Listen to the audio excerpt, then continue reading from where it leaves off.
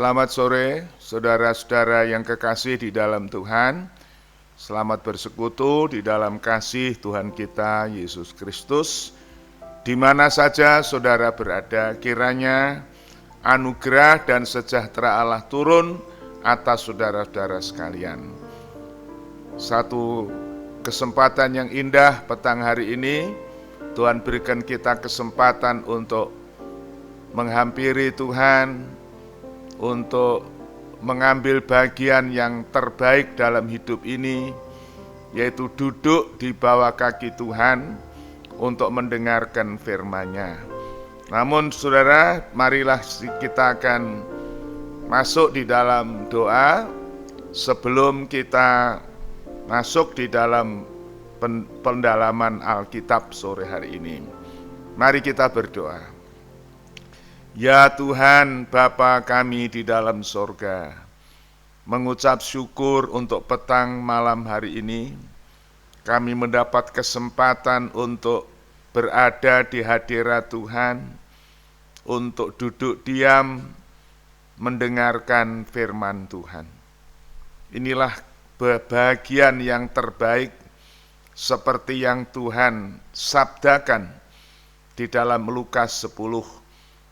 Waktu Engkau berfirman kepada Marta, supaya kami tidak khawatir dari hal yang banyak, satu hal yang penting sudah diambil oleh Maria, duduk diam di bawah kaki Tuhan untuk mendengar terus perkataanmu. Begitulah ya Tuhan, petang hari ini kami mohon kemurahan-Mu. Beri kami hati yang tekun untuk dapat mendengar firman Tuhan. Untuk itu kami mohon Roh Kudus memimpin, menolong kami. Roh-Mu yang kudus akan mengajarkan kami. Bahkan roh kebenaran akan memimpin kami kepada segala kebenaran. Untuk kami dapat merenungkan firman-Mu, juga untuk mempelajari firman-Mu, untuk kepentingan ibadah kami dewasa ini. Tuhan, terima kasih. Berkati seluruh jemaat-Mu dan urapi hamba-Mu saat ini untuk dapat memberitakan berita yang sehat, firman yang sehat. Nama Tuhan dipermuliakan. Segala puji syukur bagi Tuhan.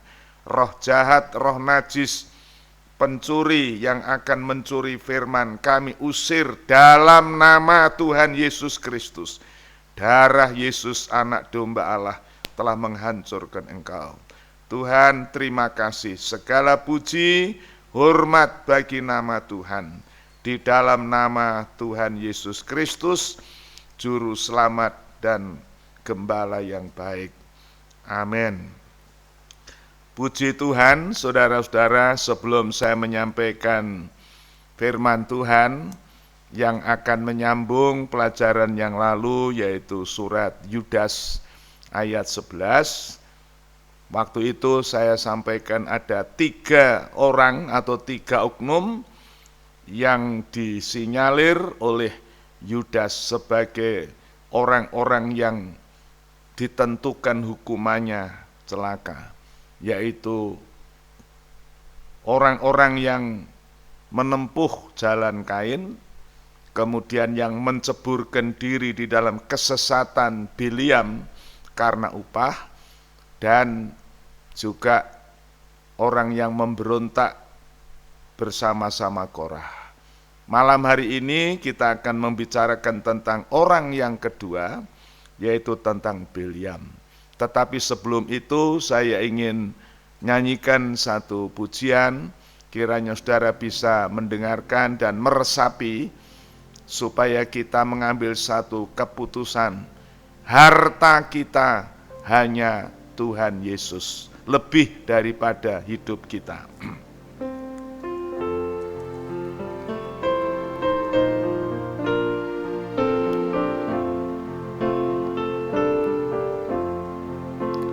Tuhan, Engkaulah hartaku, lebih dari hidupku.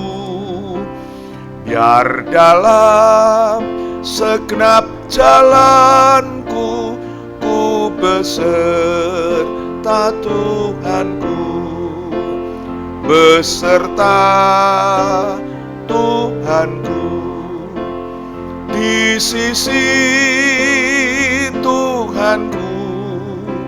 Semua ku mau tahan asal serta Tuhanku. Harta dunia ku tak minta, bukan hormat diriku. Ku minta saja karunia untuk jalan sertamu, beserta Tuhanku, di sisi Tuhanku. Semua ku mau tahan asal serta Tuhanku, beserta Tuhanku, di sisi Tuhanku. Semua ku mau tahan asal serta Tuhanku. Saudara-saudara, pujian ini satu pujian yang indah.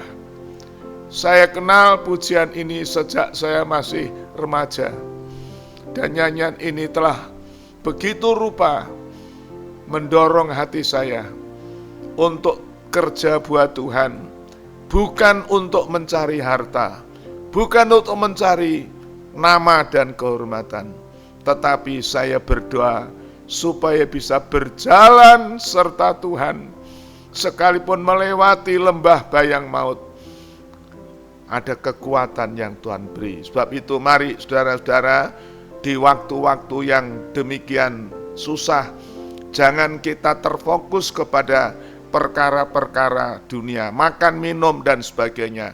Mari kita arahkan hati kita kepada Tuhan, sampai kita nanti masuk di dalam surga.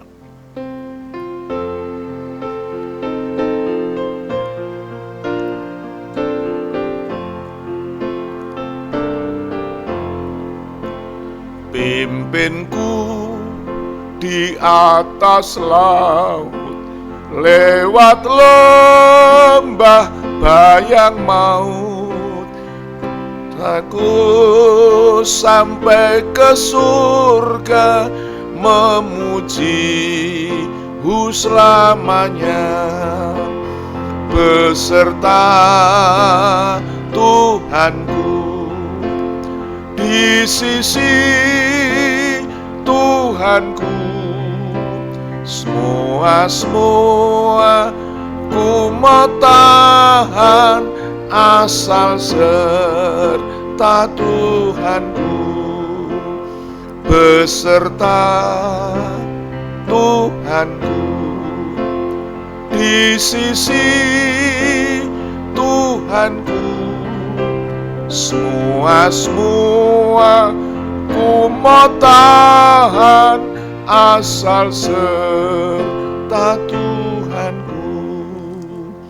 Demikian saudara, kalau kita merenungkan pujian ini, sungguh satu hal yang luar biasa. Oh, meskipun di dunia ini kita ditandai dengan kesederhanaan, bahkan mungkin kemiskinan, tetapi kalau kita berjalan beserta dengan Tuhan, ada damai, ada sejahtera, sampai kita masuk di dalam kerajaan yang kekal untuk menerima bahagian yang Dia disediakan. Nah, saudara, petang malam hari ini kita akan masuk di dalam firman Tuhan yang kita pelajari. Kita minggu yang lalu atau Rebu yang lalu sudah mempelajari jalannya Kain. Bagaimana Kain intinya waktu itu diawali dengan mempertahankan konsep pendirian sendiri.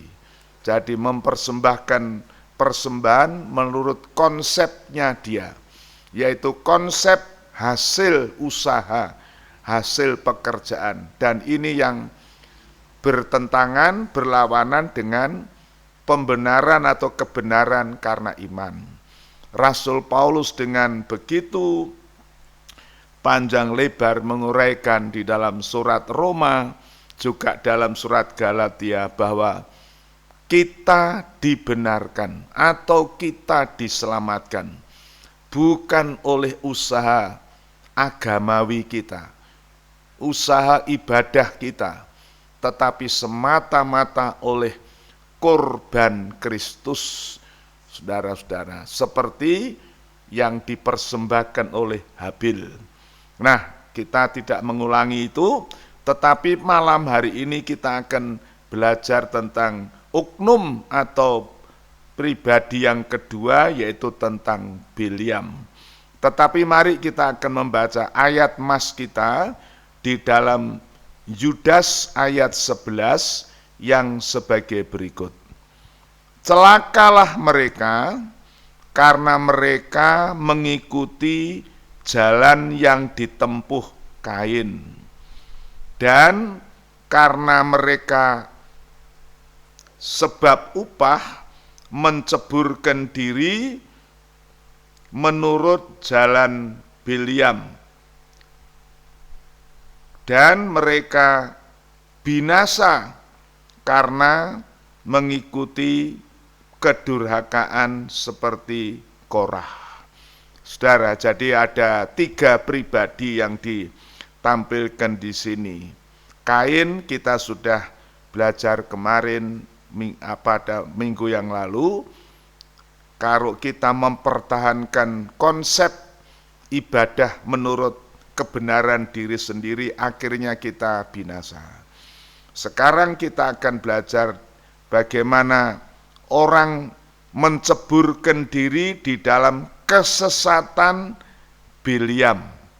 Kesesatan Bileam. Jadi Bileam ini disebutkan sesat di dalam pelayanannya.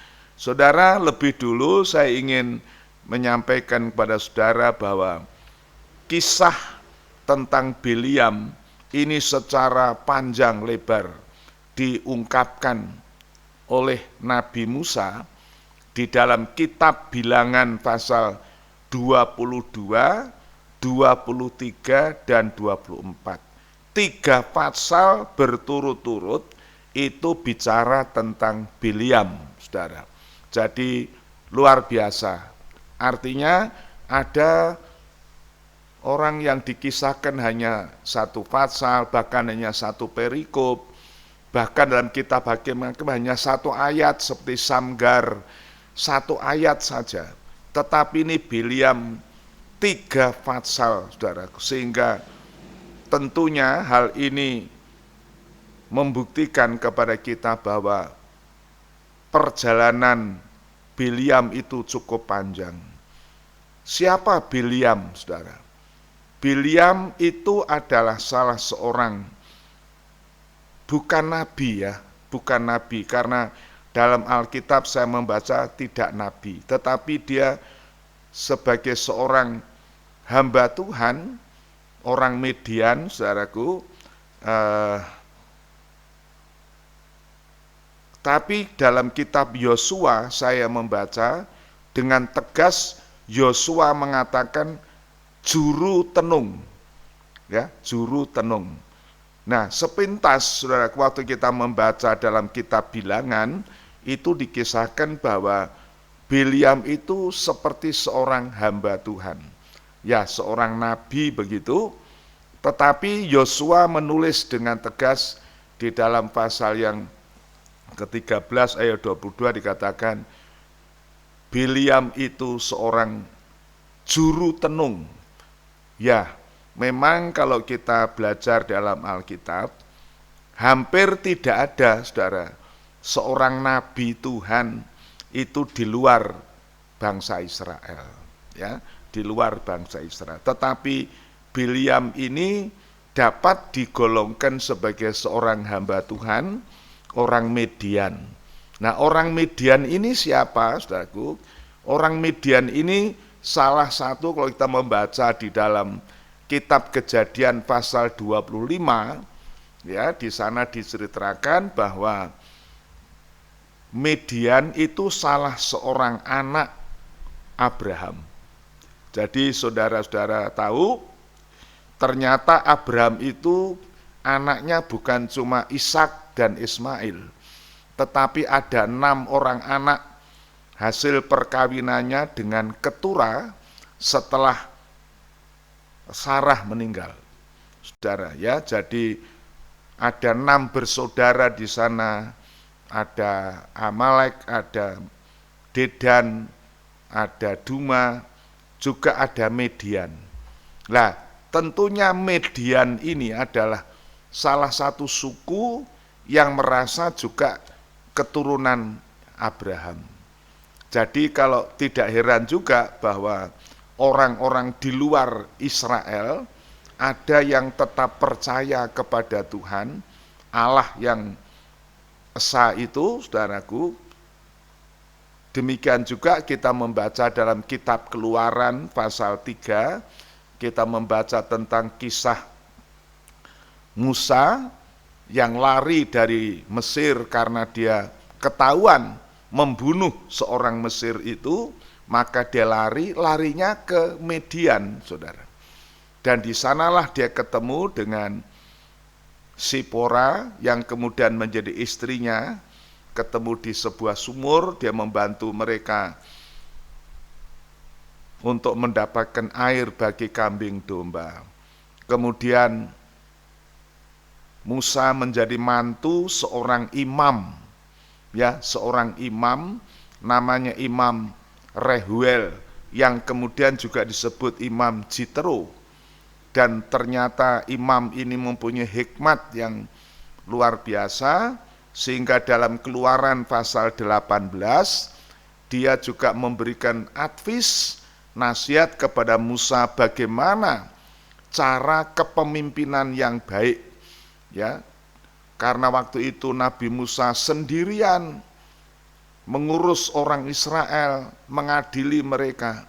Maka mertuanya ini, Jitro, melihat cara ini tidak baik, maka diberikan usul atau berikan advis kepada mantunya itu, kamu mengangkat beberapa orang yang cakap, yang takut akan Tuhan, yang tidak senang dengan suap dan sebagainya, yang kemudian itu menjadi suatu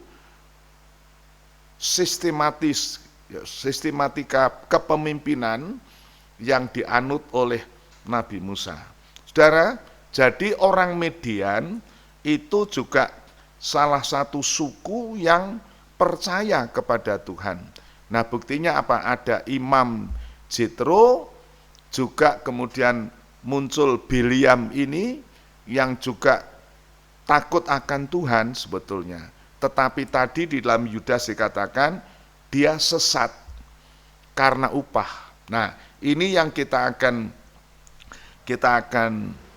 sama-sama sharingkan pada malam hari ini, saudaraku, terutama bagi saya sebagai seorang hamba Tuhan, ini satu hal yang penting untuk kita merenungkan. Bagi para hamba-hamba Tuhan khususnya, ya, kita perlu mempelajari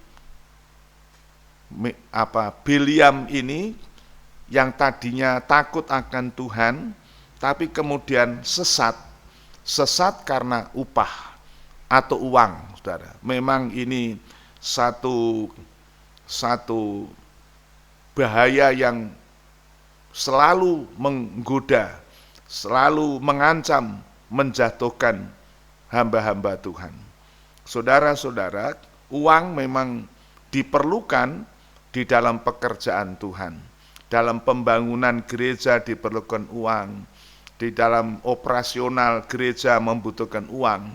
Tetapi saudara, uang bukan menggantikan kemurahan Tuhan. Uang tidak bisa menggantikan pimpinan Tuhan dalam kehidupan kita. Oleh karena itu baik saudara-saudara kita malam hari ini sama-sama memperhatikan kenapa Bileam bisa tersesat dan akhirnya bagaimana dia binasa, karena ada kisah yang terakhir bahwa Bileam akhirnya dibunuh, saudaraku, bersama-sama orang-orang fasik. Oh puji Tuhan, memang ini satu kisah atau satu topik yang juga membuat kita prihatin, saudara. Apalagi kalau kita hubungkan, saudaraku, dengan hamba-hamba Tuhan di hari-hari akhir zaman, sangat mirip dengan pelajaran yang kita pelajari ini. Sebab itu, anak-anak Tuhan, jemaat Tuhan, saya minta memperhatikan pelajaran sore ini, tetapi saya juga minta doakan kami hamba-hamba Tuhan.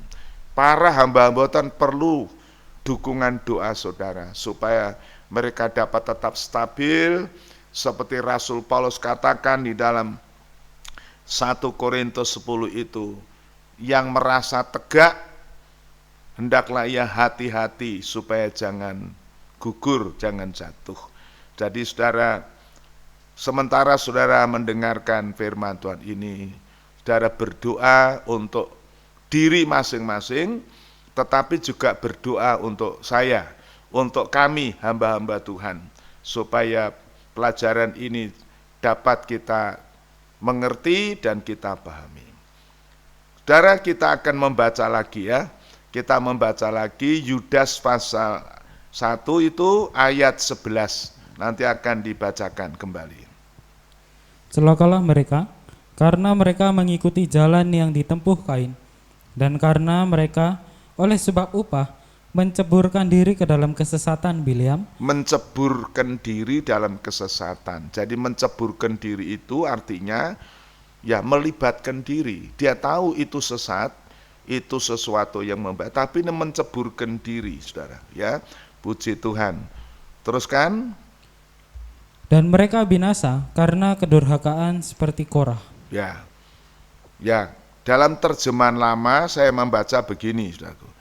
Karamlah mereka itu, karena mereka itu sudah menurut jalan Kain dan membuang diri menurut kesalahan Bileam sebab upah. Kalau di dalam terjemahan baru menceburkan diri, tetapi dalam terjemahan lama ini membuang diri menurut kesalahan Bileam sebab upah. Jadi menceburkan diri itu artinya dari daratan itu menceburkan diri ke sungai kah, ke danau. Saudara, dia tahu bahwa itu bisa menenggelamkan. Tetapi dalam ini membuang diri itu juga berarti dengan kesadaran diri sendiri, saudara, membuang diri, membiarkan dirinya jatuh di dalam kesalahan itu karena apa? Upah. Jadi ini pengaruh upah ini sangat membahayakan, saudaraku. Ya, memang upah itu merupakan satu hasil pekerjaan. Tetapi kalau dalam 2 Petrus, referensi dari ayat ini, itu disebutkan upah kesalahan, upah perbuatan jahat. Mari kita akan membaca itu di dalam 2 Petrus pasal yang kedua, ya, 2 Petrus pasal 2 ayat 15 dan 16. Oleh karena mereka telah meninggalkan jalan yang benar, maka tersesatlah mereka, lalu mengikuti jalan Bileam anak Beor, yang suka menerima upah untuk perbuatan-perbuatan yang jahat. Yang suka menerima upah untuk perbuatan jahat. Jadi upah bekerja itu sebetulnya halal, baik. Tetapi di sini dikatakan upah perbuatan jahat. Ya, upah karena dia melakukan kejahatan. Apa kejahatan Bileam? Nanti kita akan membaca itu ya di dalam surat kitab Bilangan pasal 22-23 itu, disitulah kesesatan Bileam. Dia diupah oleh seorang raja namanya Balak itu pun dijanjikan, belum diterima, dijanjikan akan diupah kalau mengutuki bangsa Israel. Ya, ini Petrus menegaskan itu perbuatan jahat. Tolong diulang ya, dalam 2 Petrus pasal 2 tadi ayat yang ke-15. Oleh karena mereka telah meninggalkan jalan yang benar, maka tersesatlah mereka, lalu mengikuti jalan Bileam anak Beor, yang suka menerima upah untuk perbuatan-perbuatan yang jahat. Ya, mereka itu meninggalkan jalan yang benar. Kalau dalam terjemahan lama, mereka itu dengan meninggalkan jalan lurus. Jalan yang lurus, lalu sesat, sambil mengikuti jalan anak Beor, yaitu Bileam, yang suka akan upah perbuatan salah. Jadi upah perbuatan salah ini yang perlu kita perhatikan. Kalau saudara upah pekerjaan yang benar, jujur, lurus, saya kira itu tidak. Tetapi ini dikatakan upah perbuatan salah. Jadi upah perbuatan kejahatan itu kalau zaman sekarang ya mungkin bisa dikatakan suap, klarifikasi dan sebagainya, gratifikasi dan sebagainya, saudaraku ya. Jadi ini yang sekarang kan marak, saudaraku ya, di dunia, hampir di seluruh dunia, termasuk di negara kita ini musuh yang dimusuhi betul dewasa ini, yaitu korupsi, saudaraku ya. Puji Tuhan. Nah, inilah dosa yang belum bisa ditumpas, bahkan semakin hari semakin merajalela. Maka mari kita akan mempelajari, kita akan melihat kisah daripada Bileam. Kalau membaca kisah Bileam, tadi saya sudah sampaikan, itu terlalu panjang, saudara. Dalam Bilangan pasal 22 sampai 24 itu ceritanya. Tetapi mari kita mengambil suatu kesimpulan, yaitu intinya bahwa pada waktu itu Raja Balak, itu Raja Moab, melihat, saudaraku, ada suatu bangsa yang besar keluar dari negeri Mesir, itu orang Israel maksudnya. Dan orang Moab ini gentar, ya, cemas dengan bangsa ini. Mereka merasa tidak mampu menghadapi, maka mereka memakai cara, yaitu mengundang Bileam ini untuk mengutuki bangsa Israel. Maksudnya kalau bangsa terkutuk, maka orang Moab bisa mengalahkan mereka begitu. Dan mereka percaya bahwa Bileam ini rupanya sebagai orang yang takut akan Allah, apa yang diucapkan Bileam itu pasti jadi. Jadi kalau Bileam mengutuki bangsa Israel, maka bangsa Israel lemah dan Balak merasa menang. Tetapi saudaraku, kalau kita membaca itu, kemudian Bileam sudah berjanji tidak akan mengucapkan kata-kata kecuali itu firman Tuhan. Pertama-tama, saudaraku, saya membaca di dalam kitab Bilangan pasal 22 bahwa Bileam mempunyai pendirian yang kuat, kokoh, ya. Jadi dia tidak mau dipengaruhi. Dia katakan walaupun setengah istana Raja Balak diberikan, aku tidak akan menyimpang dari firman. Dan ini suatu prinsip yang sangat bagus. Tetapi kemudian saudaraku, namanya uang, namanya upah, kedudukan, pangkat, itu mempengaruhi. Akhirnya Bileam merasa hatinya bagaimana begitu, lantas akhirnya dia tawar-menawar dengan Tuhan.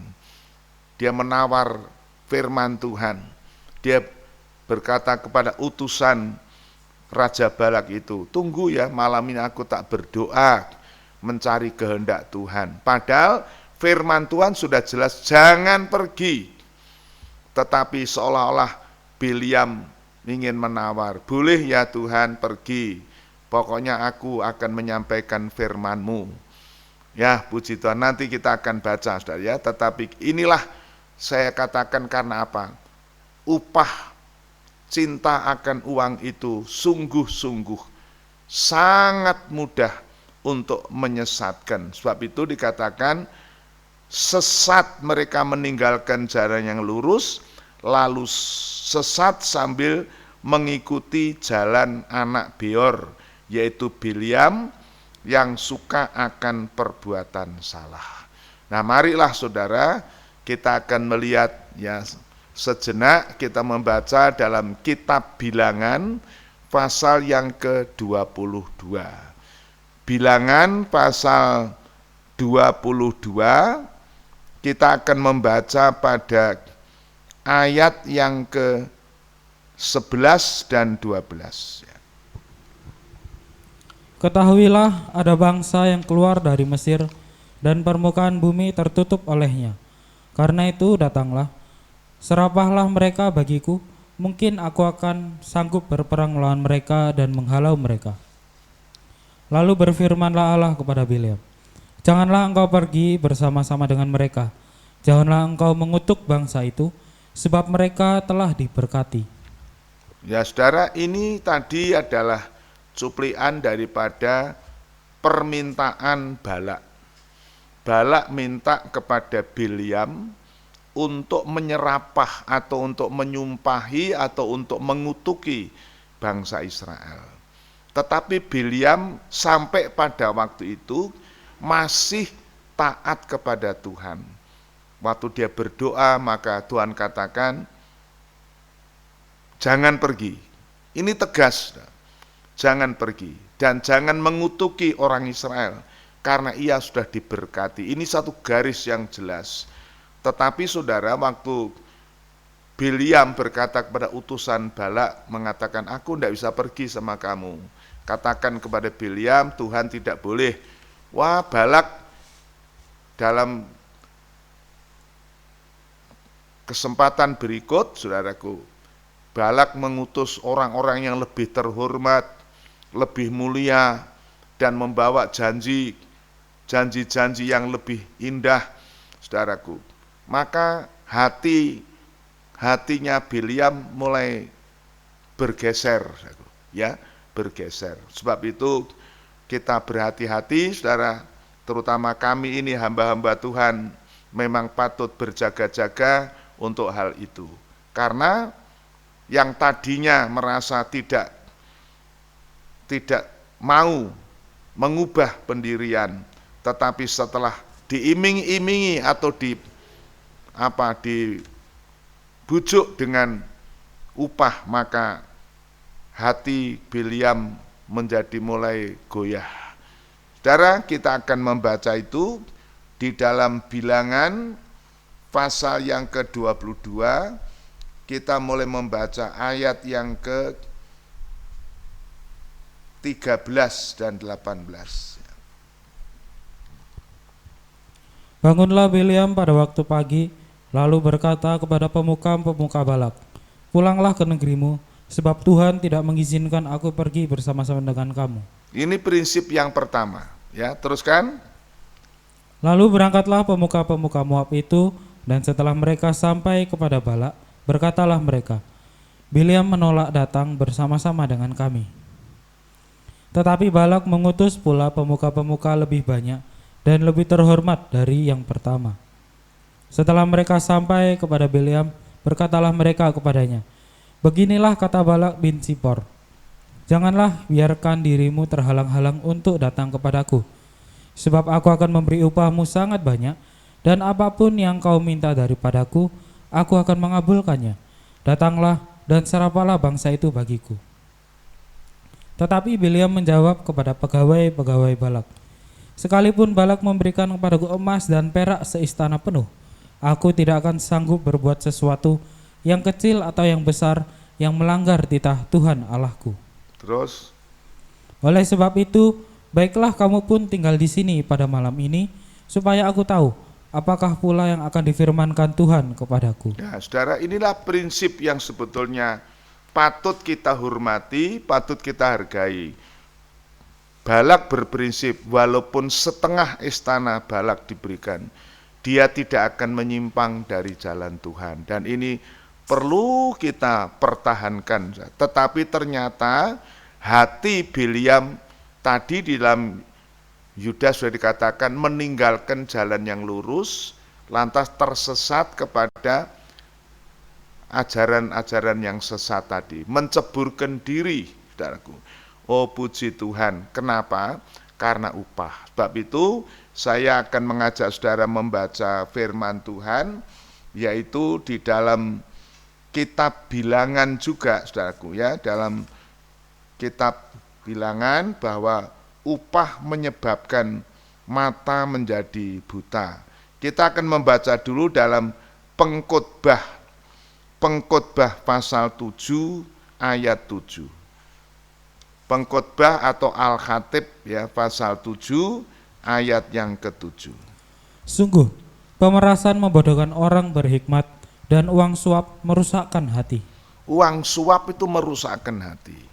Ya, zaman dulu ini terjadi, saudaraku, yang sekarang ini di dalam zaman modern juga digunakan untuk mempengaruhi orang-orang yang jujur, orang-orang yang benar, dipengaruhi dengan uang dan sebagainya, saudara-saudara. Jadi uang suap itu memang membutakan hati. Coba baca lagi ayat tadi, bunyinya. Sungguh, pemerasan membodohkan orang berhikmat. Pemerasan membodohkan orang berhikmat, terus kan? Dan uang suap merusakkan hati. Uang suap merusakkan hati. Hati yang tadinya jujur, hati yang tadinya teguh, karena uang suap ini mempengaruhi, bisa kendor dan kemudian bisa menceburkan diri dalam kesesatan. Kemudian kita akan membaca dalam kitab Ulangan, saudaraku, ya. Pengkhotbah 7 itu disambung kitab Ulangan 16 ayat 19. Kitab Ulangan pasal 16 ayat 19. Janganlah memutarbalikkan keadilan. Jangan memutarbalikkan keadilan. Ini firman untuk para hakim-hakim waktu itu, ya. Jadi Musa mengangkat hakim-hakim atau pemerintah atas orang Israel, ini pesannya, jangan memutarbalikkan keadilan. Teruskan. Janganlah memandang bulu dan janganlah menerima suap. Jangan memandang bulu, jangan menerima suap. Teruskan. Sebab suap membuat buta mata orang-orang bijaksana dan memutarbalikkan perkataan orang-orang yang benar. Nah, suap itu membuat buta orang bijaksana. Buta artinya tidak melihat kebenaran dan memutarbalikkan perkara, ya, saudaraku. Jadi inilah yang menimpa kepada Bileam. Dia tadinya mempunyai satu pendirian yang kukuh, tidak mau, tetapi akhirnya waktu dipameri, wah, kami akan memberi upah lebih besar kepada kamu, kamu akan kita hormati dan sebagainya. Maka akhirnya hati Bileam, yaitu tadi saya katakan seperti menawar sama Tuhan, yang akhirnya Tuhan izinkan. Saudara mungkin berkata, loh kok Tuhan kok mengizinkan wong tahu gitu. Loh saudara, kita manusia termasuk kami hamba-hamba Tuhan ini kan diberikan suatu kebebasan, hak untuk memilih. Milih untuk taat atau milih untuk tidak taat itu hak kita manusia.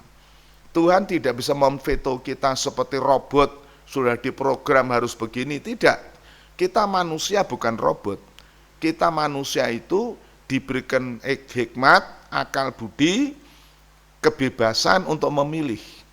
Termasuk saudara, kisah purbakala Adam dan Hawa. Tuhan pasti tahu, saudaraku, bahwa akhirnya Adam dan Hawa akan berdosa. Tetapi Tuhan tidak memberi pagar kepada Adam, kamu tidak boleh ini. Diberi kebebasan. Sebab itu Adam dan Hawa memilih mengambil buah pengetahuan baik dan jahat, itu akhirnya telanjang. Tetapi kan Tuhan sudah memberitahu lebih dulu, kalau kamu makan buah ini, kamu akan mati. Dan itu tegas firman Tuhan, saudaraku. Sebab itu, mari kita anak-anak Tuhan, kita harus pegang teguh apa yang firman Allah katakan. Jangan kita coba menafsir atau coba kita menyederhanakan atau kita menyesuaikan firman Tuhan dengan pendapat kita, konsep kita. Lebih baik kita yang mengalah, kita harus menyesuaikan prinsip kita, konseptual kita, saudara, kepada firman Tuhan.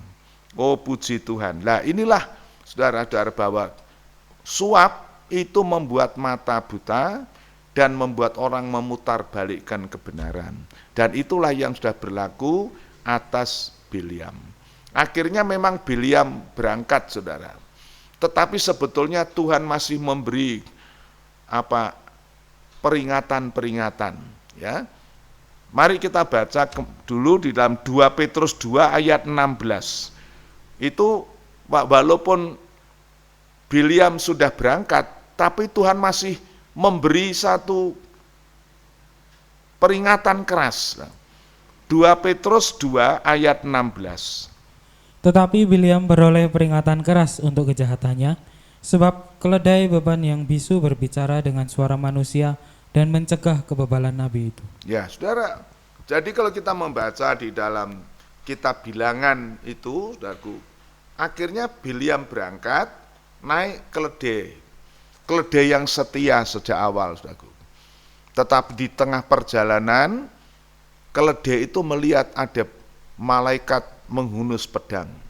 Maka keledai itu menyimpang ke samping, ya, ke mungkin jalan yang bukan jalannya.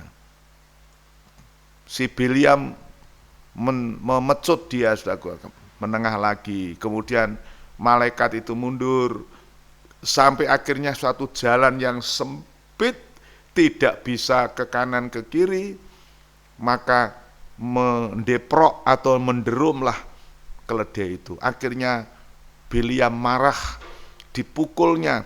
Dia datang, puji Tuhan, saudara.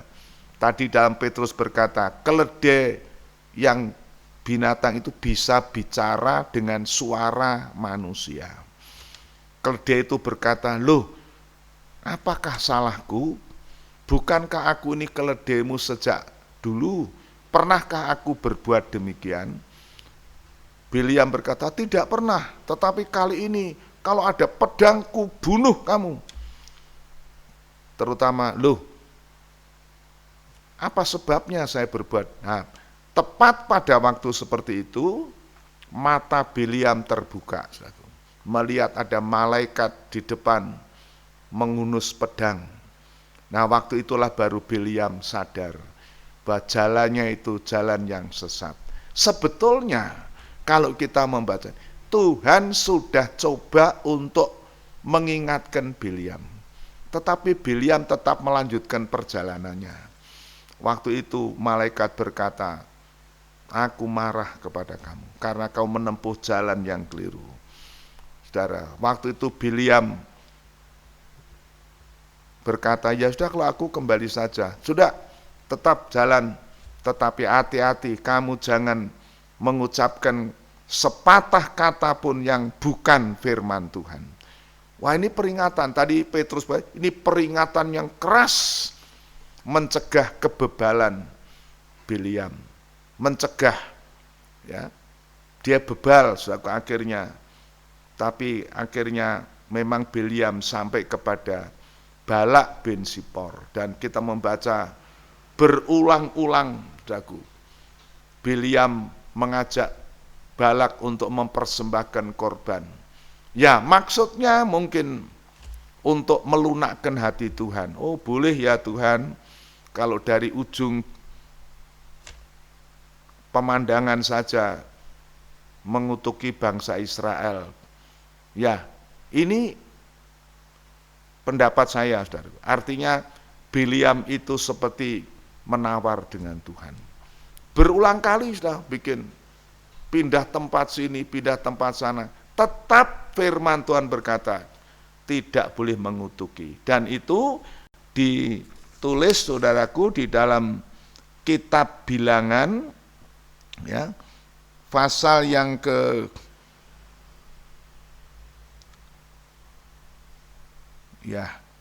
dalam kitab Bilangan itu dituliskan bahwa Tuhan mengubah perkataan Bileam yang akan mengutuki diubah menjadi berkat, bukan di bilangan tetapi dalam ulangan, saudaraku ya.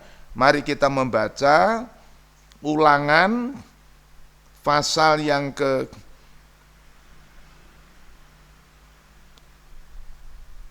Ulangan 23 ayat 4. Ulangan 23 ayat yang keempat ya. Karena mereka tidak menyongsong kamu dengan roti dan air pada waktu perjalananmu keluar dari Mesir. Nah, ini bicara tentang orang Moab ya. Bangsanya Balak tadi itu. Terus Dan karena mereka mengupah Bileam bin Beor dari Petor di Aram Mesopotamia melawan engkau, ya, supaya dikutukinya engkau. mengupah Bileam untuk mengutuki. Terus kan? Tetapi Tuhan Allahmu tidak mau mendengarkan Bileam, dan Tuhan Allahmu telah mengubah kutuk itu menjadi berkat bagimu. Nah, ini saudaraku ya, inilah anugerah bagi kita anak-anak Tuhan, bahwa Bileam sebetulnya oleh bujukan Balak itu ingin ya mengutuki orang Israel, walaupun dari belakang tidak terus terang, tetapi Tuhan dikatakan mengubah kutuk yang disampaikan Bileam menjadi berkat bagi Israel. Saudara, ini sekaligus suatu pelajaran yang indah bagi kita, menghibur kita anak-anak Tuhan, walaupun ada orang yang bermaksud jahat tetapi tidak mempan ya. Itu kemudian diucapkan oleh Bileam dalam Bilangan pasal 23, saudaraku, bahwa tidak mempan mantra-mantra atau tenungan-tenungan diarahkan kepada Yakub Israel. Mari kita akan membaca itu di dalam kitab Bilangan, saudaraku, pasal yang ke-23 ayat yang ke-23.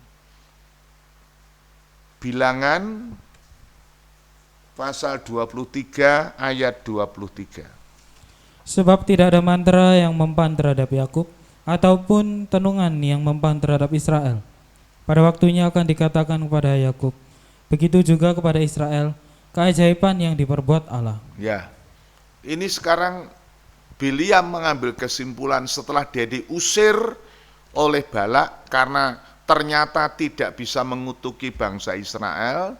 Maksudnya Balak itu gagal, akhirnya Bileam juga tidak dapat upah, saudara. Diusir oleh Balak. Tetapi sebelum dia meninggalkan, ini kalimat yang diucapkan. Tidak mempan mantra dikenakan kepada orang Israel. Luar biasa, saudara. Ini suatu jaminan bagi kita. Coba tolong dibaca lagi ya. Bilangan 23 ayat 23. Mari kita anak-anak Tuhan pegang firman Tuhan ini. Sebab tidak ada mantra yang mempan terhadap Yakub. Tidak ada mantra yang mempan kepada Yakub. Teruskan. Ataupun tenungan yang mempan terhadap Israel. Atau tenungan yang mempan kepada Israel. Terus. Pada waktunya akan dikatakan kepada Yakub, begitu juga kepada Israel, keajaiban yang diperbuat Allah. Jadi saudara, kita ini anak-anak Tuhan harus percaya ini, saudara. Tidak mempan.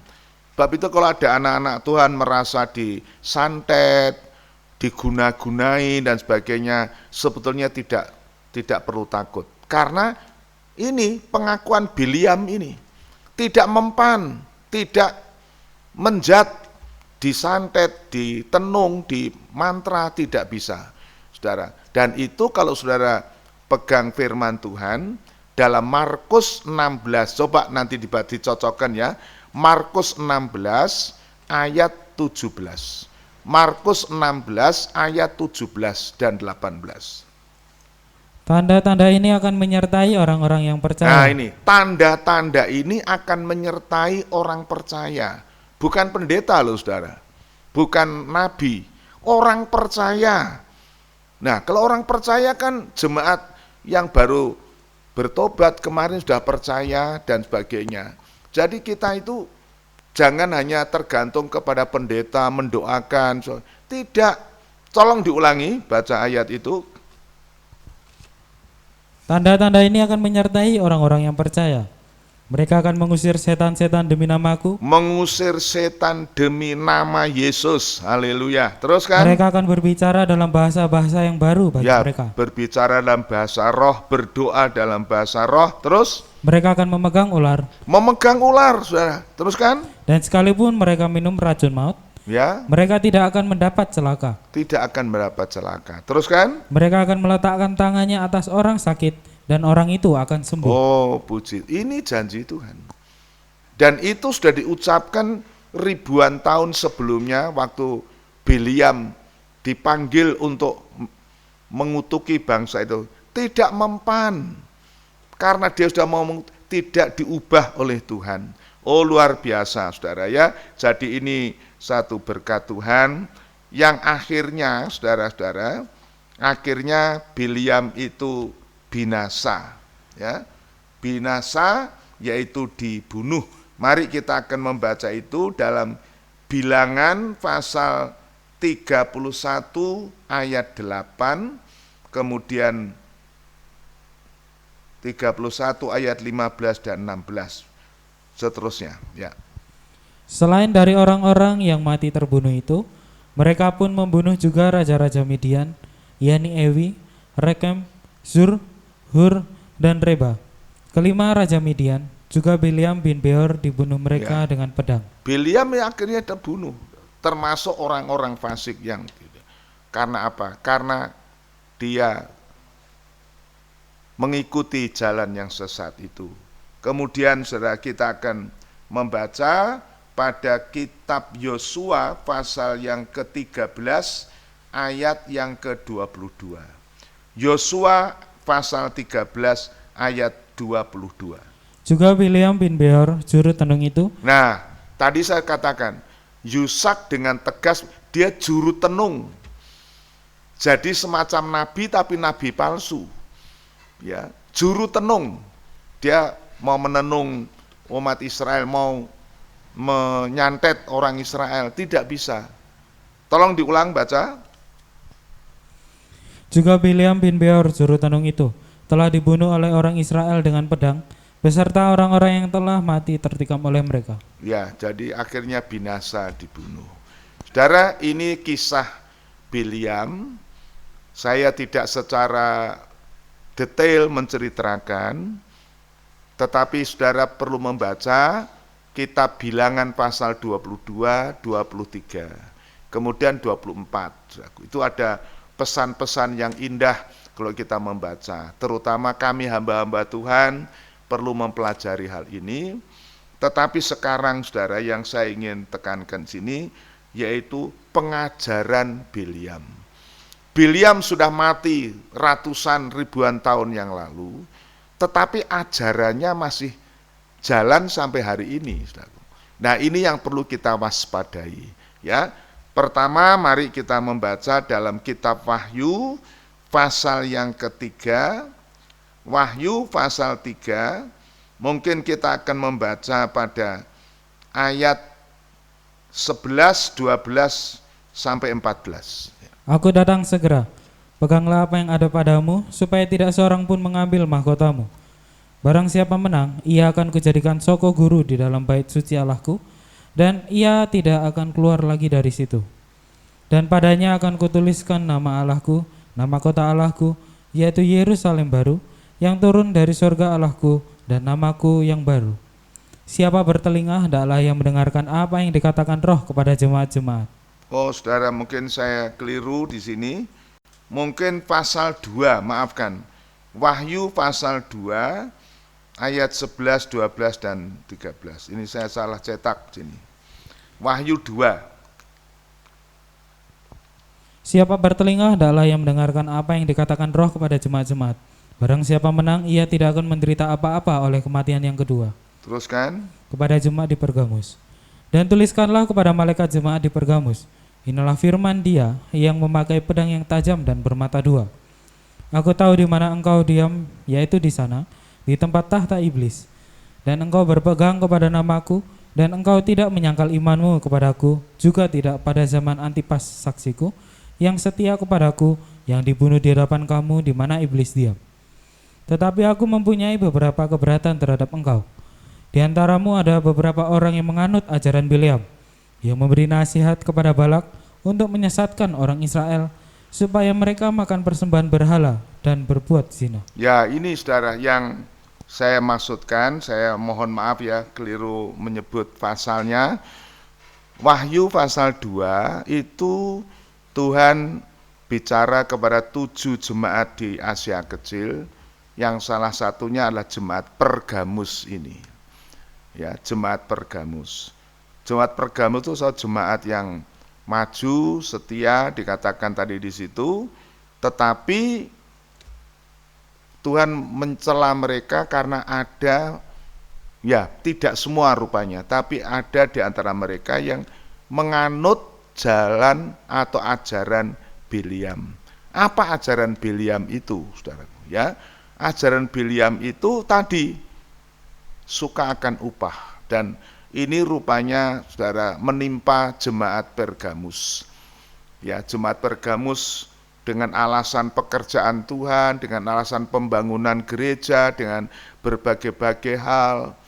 Mungkin kalau zaman sekarang menjalankan les dan sebagainya, bikin proposal, tetapi uangnya sebagian besar tidak dipergunakan untuk pekerjaan Tuhan, tetapi untuk kepentingan diri sendiri.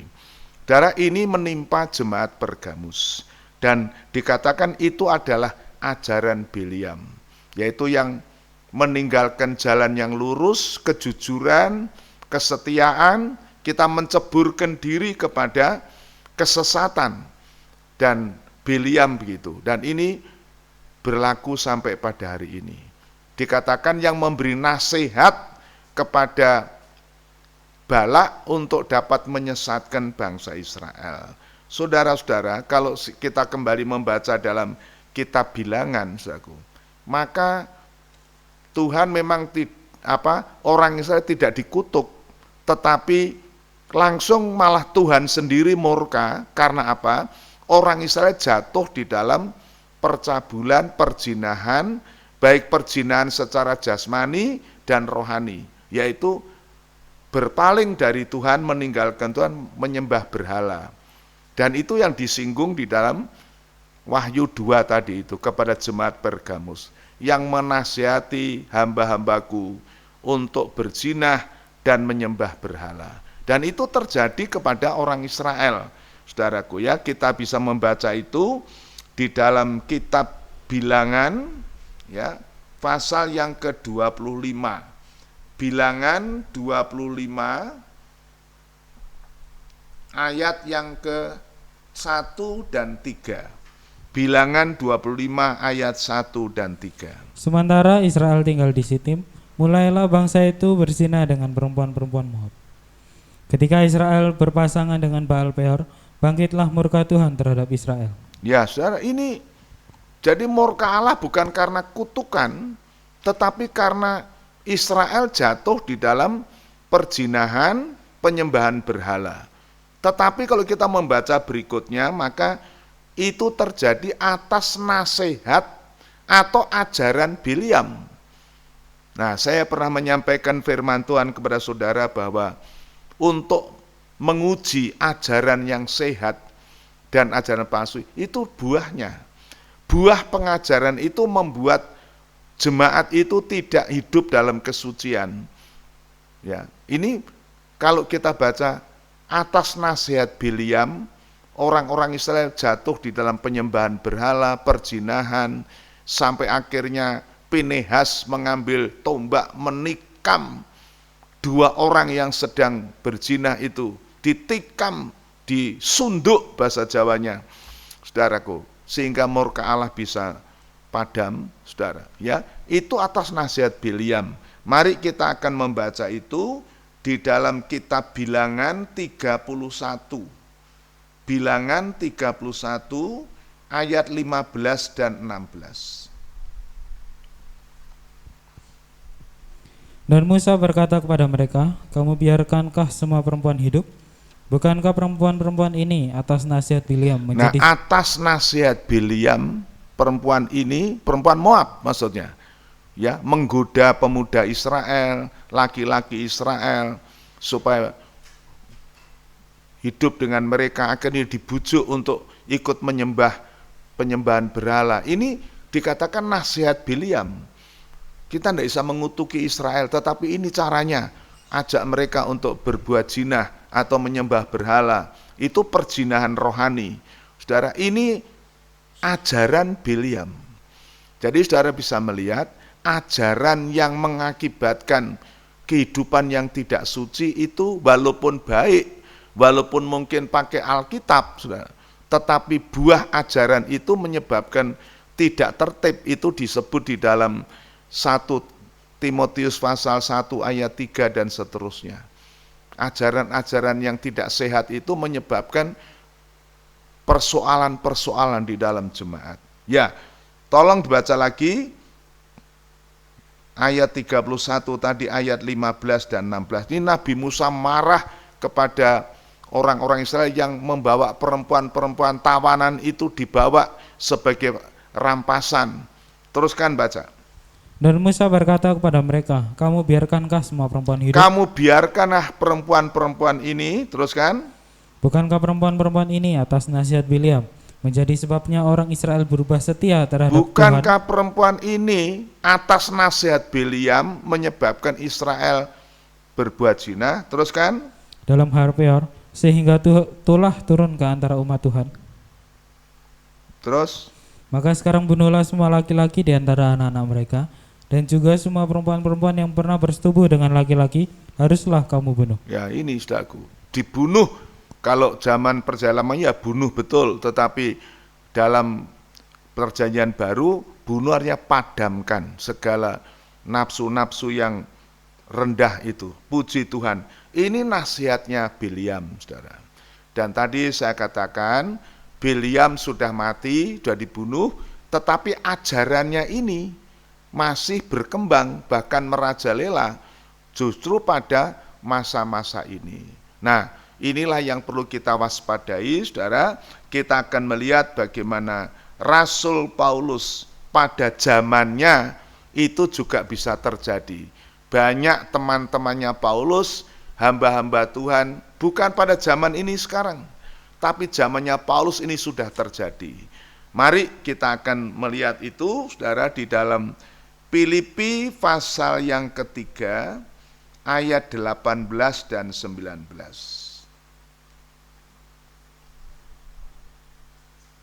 Filipi pasal 3 ayat 18 dan 19. Karena seperti yang telah kerap kali kukatakan kepadamu, dan yang kunyatakan pula sekarang sambil menangis. Ya, Paulus nulis surat ini sambil menangis. Menangis bukan karena kekurangan apa-apa, tapi sedih melihat ada hamba-hamba Tuhan yang menjadi seteru salib Kristus. Itu dalam Filipi 3 ini. Mereka tidak mau menderita, tidak mau menyangkal diri, maunya hidup senang, dan keuangan ini. Tolong diulang baca ayat yang ke-18. Karena seperti yang telah kerap kali kukatakan padamu, dan yang kunyatakan pula sekarang sambil menangis, banyak orang yang hidup sebagai seteru salib Kristus. Terus, Kesudahan mereka ialah kebinasaan, Tuhan mereka ialah perut mereka, kemuliaan mereka ialah aib mereka, pikiran mereka semata-mata tertuju kepada perkara duniawi. saudara, saya ingatkan, jangan kita memikirkan perkara-perkara duniawi, kekayaan, kemewahan, gaya hidup hedonisme, serba gampang, serba mewah. Zaman sekarang itu ditawarkan oleh dunia, saudaraku. Dan sekarang kalau kita melihat serba gampang, serba mewah, ya, tetapi membutuhkan dana yang besar. Tidak ada gaya hidup sederhana sekarang. Orang di desa aja sudah serba gampang sekarang. Dulu saya ingat kalau saya mau makan nasi jagung itu, saudara, itu paling tidak 2-3 hari menunggu. Jagung kering itu digecrek namanya. Setelah itu dikupas, direndam semalam 2 malam, baru besoknya digelepung namanya, ditumbuk, baru bisa jadi masker. Zaman sekarang tidak. langsung digiling, langsung jadi tepung. Padi juga begitu, saudara. Zaman saya ditumbuk, dilesung dulu, baru dibubak, dilumpang, diinteri, ditapeni, dan sebagainya. Baru dapat beras, baru dimasak. Sekarang tidak, saudara. Mesin giling itu bisa keliling ke desa sekarang, jalan-jalan. Orang tidak perlu ke pabrik penggilingan. Mudah. Tetapi itu disalahgunakan oleh orang zaman ini. Ingin hidup mudah, mewah. Tetapi akhirnya apa? Mereka korupsi. Puji Tuhan, ya. Sekarang mari kita akan membaca, saudaraku. Tadi saya katakan ajaran-ajaran Bileam itu masih ini, dan itulah yang disinyalir oleh Petrus, oleh Yudas, bahwa zaman ini banyak orang yang menyalahgunakan kasih karunia Allah. Mereka meninggalkan jalan yang benar, mengikuti jalan Kain, mereka meninggalkan jalan lurus, jalan jujur, dan menceburkan diri, membuang diri kepada kesesatan ajaran Bileam. Nah, ajaran itu, saudaraku, pada zamannya Paulus sudah disinyalir. Dan hari-hari ini juga kalau kita jujur, kita dengan mata terbuka begitu, banyak kehidupan-kehidupan hamba-hamba Tuhan yang jatuh dalam hal ini. Tadi kita sudah membaca Filipi 3, sekarang mari kita baca Roma pasal 15, Roma pasal yang ke-16, ayat 17 dan 18. Roma pasal 16. Tetapi aku menasihatkan kamu saudara-saudara, supaya kamu waspada terhadap mereka yang bertentangan dengan pengajaran yang telah kamu terima, menimbulkan perpecahan dan godaan. Sebab itu hindarilah mereka. Sebab orang-orang demikian tidak melayani Kristus Tuhan kita, tetapi melayani perut mereka sendiri. Dan dengan kata-kata mereka yang muluk-muluk dan bahasa mereka yang manis, mereka menipu orang-orang yang tulus hatinya. Ya, saudara, ini yang terjadi. Mereka tidak melayani Tuhan, memang melayani Tuhan, tetapi sebetulnya motivasi mereka untuk perut mereka. Maafkan, ini kalimat ini bukan dari diri saya. Alkitab menggunakan itu. Mereka bertuhankan perut. Yeremia berkata, waktu mereka ada makanan, mereka memberkati, berbahagia. Tapi waktu mereka tidak ada makanan, mereka mengutuki. Itu nabi-nabi zaman dulu, saudaraku, ya. Tetapi puji Tuhan, firman Tuhan mengingatkan kita, saudaraku. Maka saya ingin memberikan ilustrasi yang terakhir, saudaraku. Kita akan membaca dalam kitab 2 Raja-Raja pasal yang ke-5. Sebelum dibaca, saya ingin mengulas 2 Raja-Raja pasal 5 ini adalah cerita tentang Elisa dan Naaman. Saudara tahu Naaman seorang panglima yang terpandang, dicintai oleh raja, disayangi, tetapi dia sakit kusta. Ya, sakit kusta. Tidak ada yang bisa menyembuhkan. Tetapi oleh kesaksian seorang anak kecil, kalau saja Naaman bisa berada di hadapan Elisa di Samaria, pasti sembuh. Dan berita yang sederhana ini membuat Naaman pergi ke Samaria, mencari Nabi Elisa. Tetapi waktu itu Nabi Elisa berkata, tidak Nabi Elisa, dia suruh pengerjanya supaya mandi di sungai Yordan. Saudara tahu, pertama Naaman ini marah, merasa dihina, tapi akhirnya oleh nasihat para pengikutnya, akhirnya dia turun ke sungai Yordan, menyelam atau selulup 7 kali, dan kulitnya bersih putih. Nah, waktu itu, saudara, Naaman merasa berutang budi, ingin menghargai pelayanan Nabi Elisa, dia membawa upah. Tetapi mari ini jawaban Elisa, kita baca di dalam 2 Raja-Raja pasal 5 ayat 16 dan 17. 2 Raja-Raja pasal 5 ayat 16 dan 17. Tetapi Elisa menjawab, demi Tuhan yang hidup, yang di hadapannya aku menjadi pelayan, Sesungguhnya aku tidak akan menerima apa-apa. Oh saudara, ini kalimat seorang hamba Tuhan yang jujur, hamba Tuhan yang polos. Kesembuhannya Naaman bukan karena Elisa mengusap-ngusap dengan tangannya, hanya taat firman, mandi di sungai Yordan 7 kali.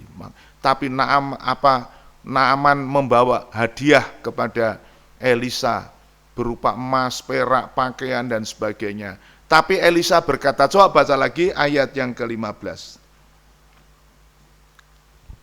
Tetapi Elisa menjawab, demi Tuhan yang hidup, demi Tuhan yang hidup yang aku layani, teruskan. Sesungguhnya aku tidak akan menerima apa-apa. Aku tidak akan menerima apa-apa.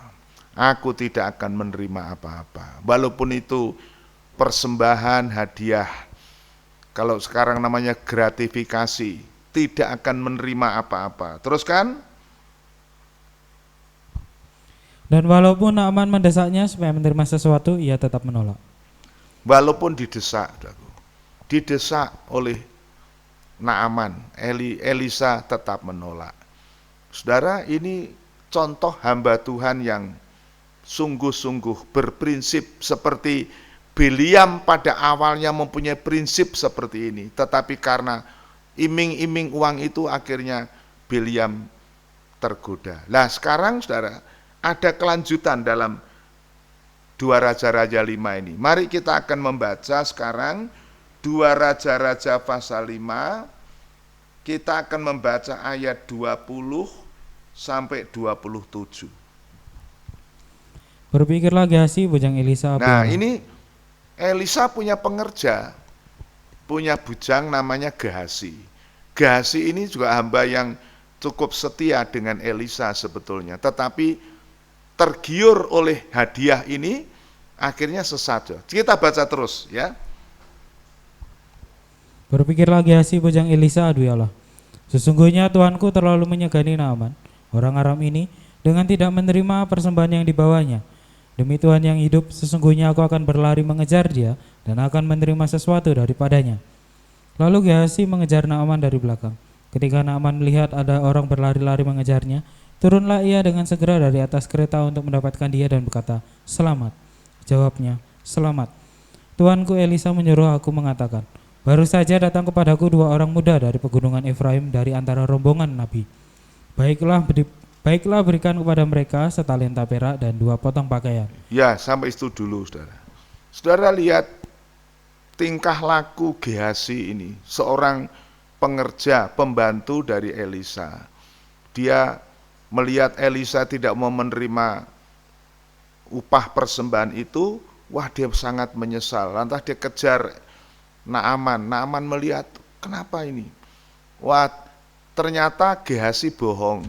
Saudara baca tadi, Tuanku Elisa berkata ada hamba Tuhan dari pedalaman datang membutuhkan kain, membutuhkan pakaian. Wah Naaman langsung memberi saudaraku ya. Dan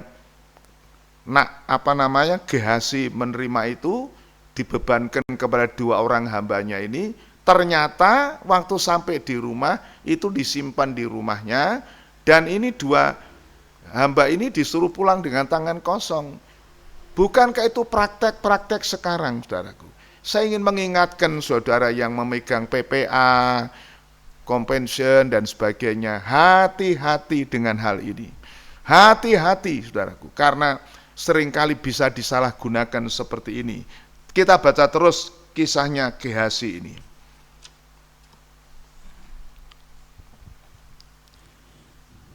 Naaman berkata, "Silakan ambillah 2 talenta."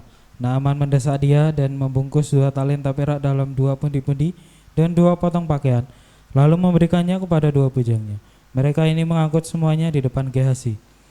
Setelah mereka sampai ke bukit, disambutnya dari tangan mereka, disimpannya di rumah, dan disuruhnya kedua orang itu pergi, maka pergilah mereka. 2 orang itu pergi dengan tangan kosong, tidak dikasih apa-apa, saudara. Itu emas, perak, dan pakaian itu disimpan di kemah atau tempat tinggalnya Gehazi. Teruskan kita baca. Baru saja Gehazi masuk dan tampil ke depan tuannya, berkatalah Elisa kepadanya, "Dari mana Gehazi?" Jawabnya, "Hambamu ini tidak pergi kemana-mana." Tetapi kata Elisa kepadanya, Bukankah hatiku ikut pergi ketika orang itu turun dari atas keretanya mendapatkan engkau?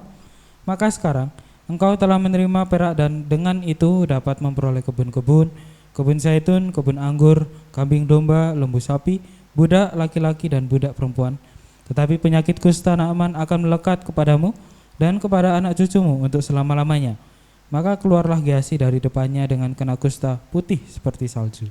Saudara, inilah kisah yang sangat tragis terhadap hamba Tuhan namanya Gehazi. Seorang pengerja yang tadinya setia tetapi tergiur oleh upah, akhirnya mengalami seperti itu. Memang dia dapat beli ladang, beli rumah, kekayaan luar biasa, kambing domba, memang.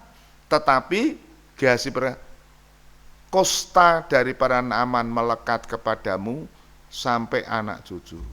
Oh saudara-saudara, inilah satu akibat yang sangat jelek. Sebab itu Paulus ingatkan kepada kami hamba-hamba Tuhan, anak-anak Tuhan, jangan kita ingin akan kaya.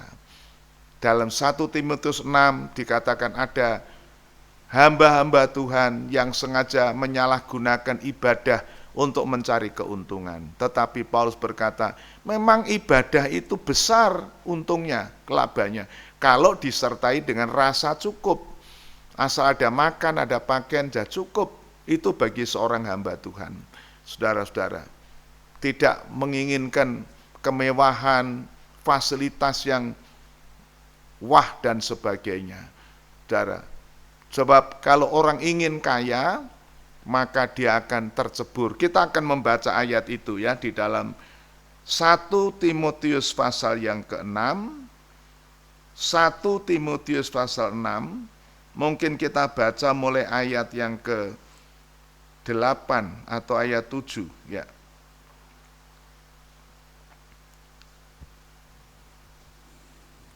Sebab kita tidak membawa sesuatu apa ke dalam dunia dan kita pun tidak dapat membawa apa-apa keluar. Ayat sebelumnya. Ayat 6 mungkin, ayat 6. Memang ibadah itu kalau disertai rasa cukup memberi keuntungan besar. Sebab kita tidak membawa sesuatu apa ke dalam dunia dan kita pun tidak dapat membawa apa-apa keluar. Ya, saudara, ini Paulus sinyalir ada hamba-hamba, atau dalam ayat 5 itu dia tadi ya, dikatakan ada mereka yang menyalahgunakan ibadah untuk mencari keuntungan. Dan itu sudah pernah diungkap di dalam medsos, saudaraku ya. Saya membaca ada hamba Tuhan yang ingin mendapat kekayaan, mungkin KKR, bikin ini mengundang artis, mengumpul banyak orang sehingga mengumpulkan kolektor yang banyak, akhirnya keuntungan. Setelah dipotong biaya ini biaya itu, bisnis saudara, bisnis. Tapi ini mencelakakan kita. Teruskan kita baca 1 Timotius 6 tadi ayat yang ke-8, 9 dan 10. Asal ada makanan dan pakaian cukuplah. Tetapi mereka yang ingin kaya terjatuh ke dalam pencobaan. Yang ingin kaya jatuh di dalam berbagai pencobaan, terus ke dalam jerat dan ke dalam berbagai-bagai nafsu yang hamba dan mencelakakan, yang menenggelamkan manusia ke dalam keruntuhan dan kebinasaan. Menenggelamkan. Jadi kalau menceburkan diri seperti Biliam tadi itu akhirnya tenggelam dalam berbagai pencobaan. Teruskan ayat 10 ya. Karena akar segala kejahatan ialah cinta uang. Sebab oleh memburu uanglah beberapa orang telah menyimpang dari iman dan menyiksa dirinya dengan berbagai-bagai duka. Ya, puji Tuhan. Jadi saudara, inilah inti dari pelajaran tentang Biliam. Waktunya tidak cukup saudara. Kalau saya mengupas itu tentu mungkin membutuhkan berapa sesi, tetapi saudara simpulkan saja bahwa seperti yang disinyalir di dalam surat Yudas dan surat 2 Petrus itu, Yudas ini meninggalkan jalan lurus, kemudian menceburkan diri atau membuang diri ke dalam jalan yang sesat. Karena uang, karena upah. Maka dari itu Tuhan mengingatkan kepada murid-muridnya, supaya kita jangan melayani Tuhan, mengabdi kepada Tuhan, dan kepada mamon. Mamon itu uang, mamon itu dewa uang. Mari kita baca itu di dalam Matius pasal 24 pasal 6 ayat 24. Matius 6 ayat 24. Tak seorang pun dapat mengabdi kepada dua tuan. Karena jika demikian, ia akan membenci yang seorang dan mengasihi yang lain, atau ia akan setia kepada yang seorang dan tidak mengindahkan yang lain. Kami tidak dapat mengabdi kepada Allah dan kepada Mammon. Ya, saudara, ini sudah diperingatkan Tuhan di dalam khotbah di bukit kepada murid-muridnya tentang Mammon itu, bahwa seorang tidak bisa mengabdi kepada Tuhan dan juga kepada Mammon. Menjadi hamba Tuhan tetapi ingin kaya. Sehingga akhirnya ya seperti Biliam itu tadi, seperti Gehasi dan sebagainya. Ini peringatan yang cukup serius, cukup keras. Saudara, saya minta doakan saya dan doakan hamba-hamba Tuhan supaya mereka itu tidak jatuh. Oh, hamba-hamba Tuhan yang dipakai Tuhan dengan heran akhirnya bisa jatuh, saudaraku. Ada seorang hamba Tuhan mengatakan, ingat itu 3 ta. 3 ta itu apa? Pertama tahta, kedua harta, ketiga wanita. Dan ini yang menjatuhkan hamba-hamba Tuhan. Dan inilah ajaran Biliam. Dari kekuasaan, kehormatan, harta, kemudian membawa kepada percabulan, perzinahan, itu wanita. Saudara, dan ini yang menjadi peringatan. Saudara, tetapi kita mempunyai teladan hamba-hamba Tuhan seperti Rasul Paulus, Timotius, Titus, dan lain-lain. Mari kita akan membaca ayat yang terakhir, dan ini menjadi satu nasihat buat kita. Kita akan membaca di dalam surat 2 Korintus, 2 Korintus pasal 2. Kita akan membaca pada ayat yang ke 2 Korintus pasal 2, ayat yang keempat dan seterusnya. Aku menulis kepada kamu dengan hati yang sangat cemas dan sesak dan dengan mencucurkan banyak air mata, bukan supaya kamu bersedih hati, tetapi supaya kamu tahu betapa besarnya kasihku kepada kamu semua. 2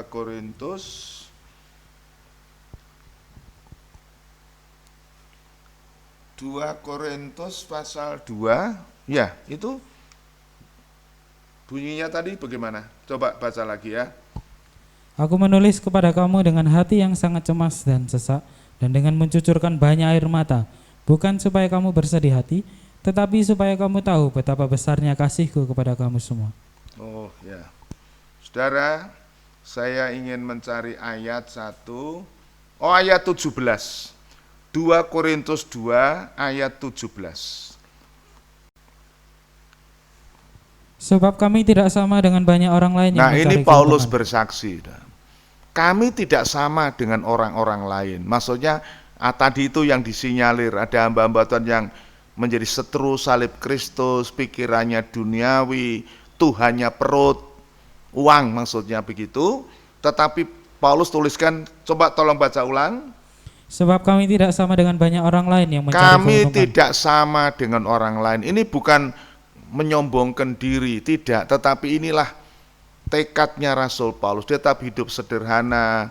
Dia bersaksi pada orang Filipi, saya belajar dalam segala hal, hidup mewah bisa, kekurangan bisa, lapar juga biasa, kenyang juga bisa, belajar mencukupkan diri dengan apa yang ada. Ini prinsipnya Rasul Paulus, saudaraku.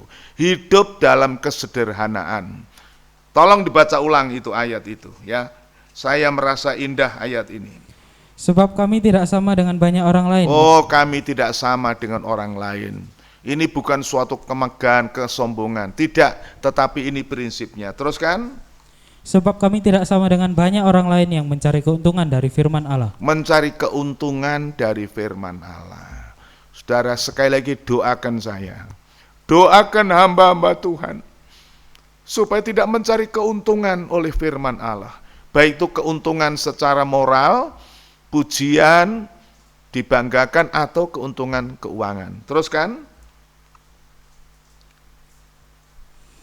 Sebaliknya dalam Kristus kami berbicara sebagaimana mestinya dengan maksud-maksud murni atas perintah Allah dan di hadapannya. Ya, sebab itu kita maksud murni yaitu memberitakan firman sebagaimana mestinya oleh perintah Allah. Puji Tuhan. Saudara, saya bersyukur malam hari ini dapat menyampaikan firman Tuhan, dan marilah kita berdoa supaya berita firman Tuhan itu berita yang murni. Saudara-saudara, saya harap saudara tidak puas dengan malam hari ini. Saudara tolong baca Bilangan 22, 23, 24, dan saudara cari referensi-referensi ayat itu.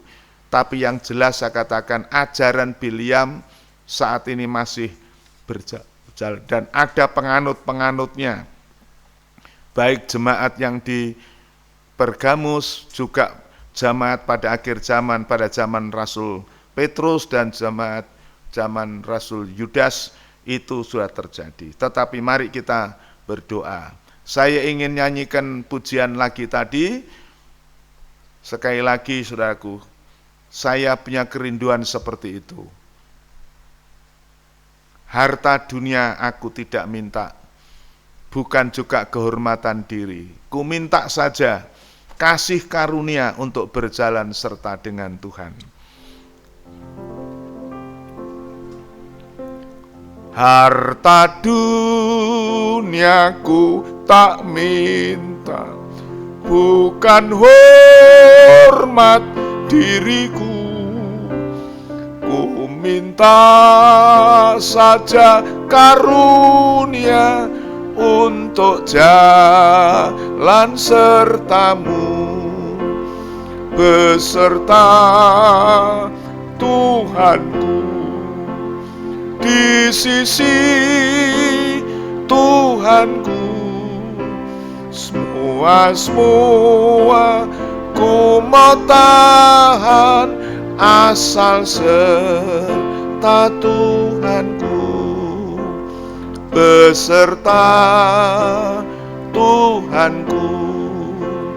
Di sisi Tuhanku, semua ku mau tahan, asal serta Tuhanku. Mari kita berdoa. Ya Tuhan Bapa di dalam sorga, hamba sungguh bersyukur Tuhan percayakan malam hari ini untuk menyampaikan firman Tuhan tentang seorang bernama Bileam. Pengajarannya menyesatkan oleh karena uang, oleh karena upah. Sungguh Tuhan, kami bergetar hati karena sungguh-sungguh bahaya yang mengancam hamba-hamba Tuhan di hari-hari yang terakhir, yang disinyalir dalam surat Yudas dan juga surat Petrus. Banyak kehidupan-kehidupan yang meninggalkan jalan lurus dan menceburkan diri, membuang diri ke dalam jalan yang sesat oleh karena upah perbuatan yang salah. Oh Tuhan, terima kasih, hamba-Mu tidak tuntas untuk menyampaikan firman Tuhan ini tentang Bileam. Tetapi kami berdoa, mohon Roh Kudus mengajar, Roh Kudus menolong jemaat-Mu untuk dapat memahami betapa berbahayanya kalau kami tergiur dengan upah perbuatan yang salah, tergiur dengan uang, karena ingin akan uang adalah akar segala kejahatan, dan kami tidak mungkin beribadah kepada Tuhan, melayani Tuhan, kepada Allah bersama dengan Mamon.